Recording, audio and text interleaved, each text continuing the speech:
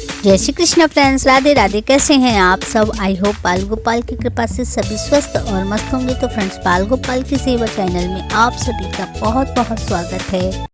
तो फ्रेंड्स, आज की बहुत ही रोचक कहानी है। कहानी से हमें यह सीख मिलता है कि अगर आप कुछ चाहें तो आपको हासिल नहीं हो सकता है, लेकिन कभी कभी भगवान बिना मांगे ही कुछ दे देते हैं जो कि दिल और दिमाग का सच्चा होता है। और वह भगवान के भरोसे होता है कि भगवान एक दिन हमें छप्पर फाड़ के देगा। तो यकीनन भगवान उसके विश्वास को जो कि अटल रखते हैं और उसे एक दिन छप्पर फाड़ के जरूर देते हैं। बात होती है श्रद्धा और लगन की। तो ऐसी कुछ एक कहानी है आज।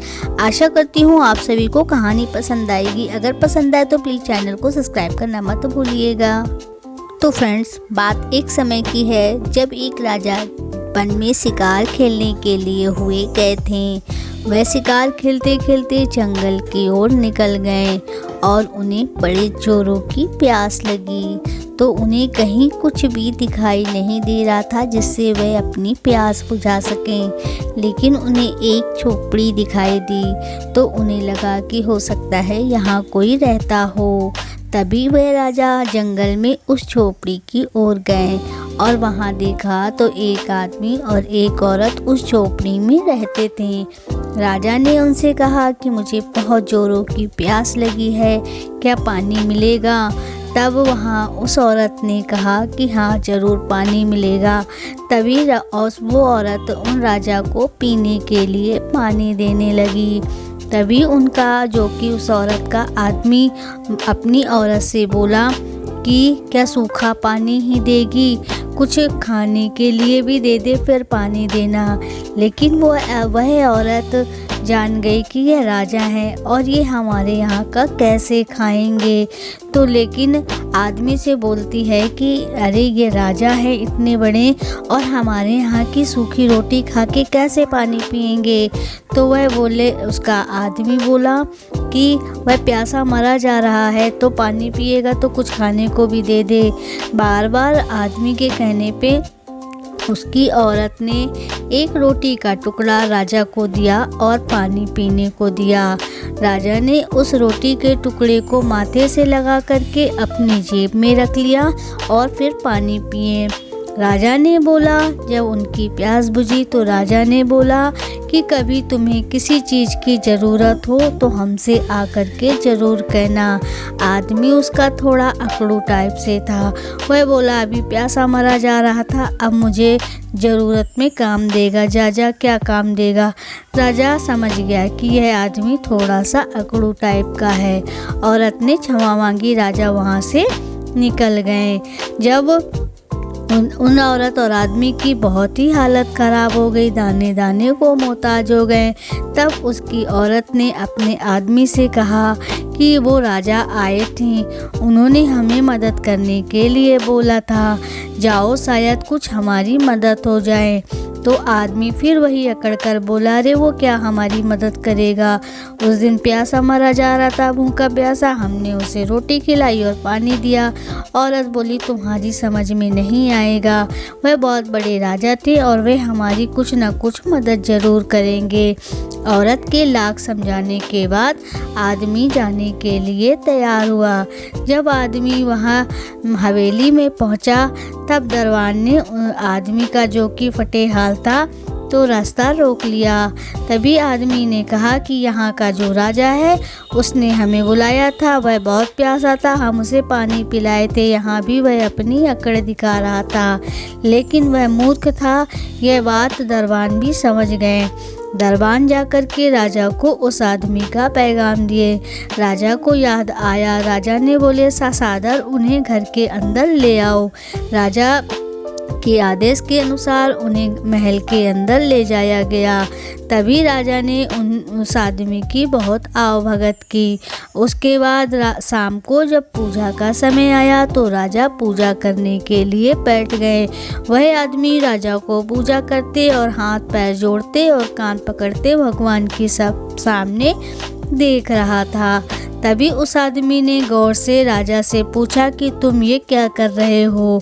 तब राजा ने बोला, मैं उसकी पूजा कर रहा हूँ जिसने हमें यह सब कुछ दे करके रखा है।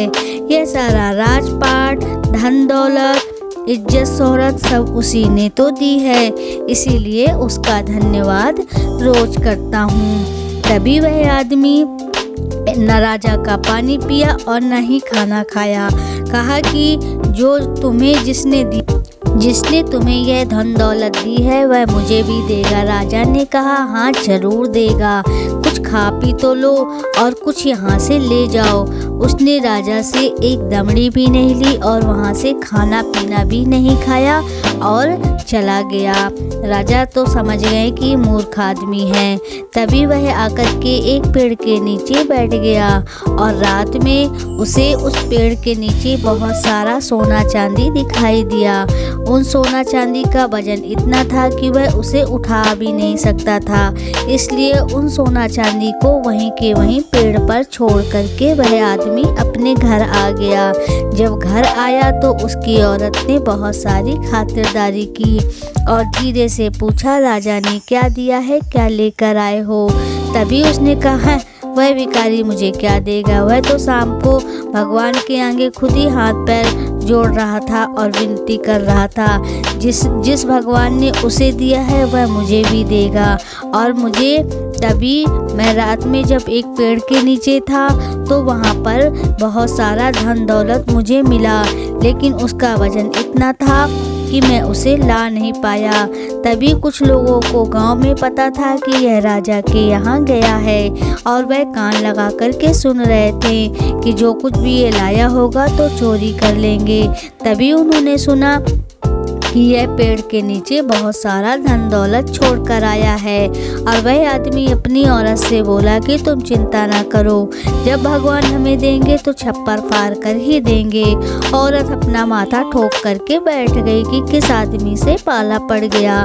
तभी वह जो चोर सुन रहे थे वह पेड़ के पास पहुँचे तो उन्होंने क्या देखा कि सारे झोले हैं और झोले जब उन्होंने खोले तो उस झोले में सांप और बिच्छू उन आदमियों को दिखाई दिए। तब वह आदमी बोला कि यह मुझे बेवकूफ़ बना रहा था, अब ये सांप बिच्छू ले जा करके इसके घर में ही ऊपर से डालेंगे और ये इसे खा लेंगे। तभी वह सारा जो कि झोला उठा करके और उन्हीं के घर में सांप बिच्छू का झोला छोड़ दिया। जैसे ही छोड़ा तो वह उसके घर में पुनः सोना चांदी बन गया।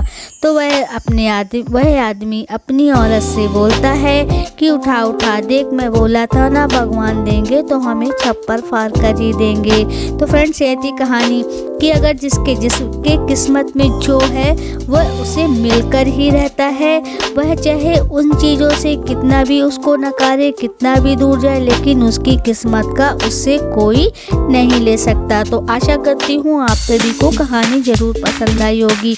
अगर पसंद आई तो प्लीज़ चैनल को सब्सक्राइब कीजिएगा, लाइक कमेंट और शेयर भी कीजिएगा। अपना बहुत ख्याल रखिएगा। हम फिर से मिलेंगे एक नई वीडियो और एक नई जानकारी के साथ। तब तक के लिए जय श्री कृष्णा, राधे राधे।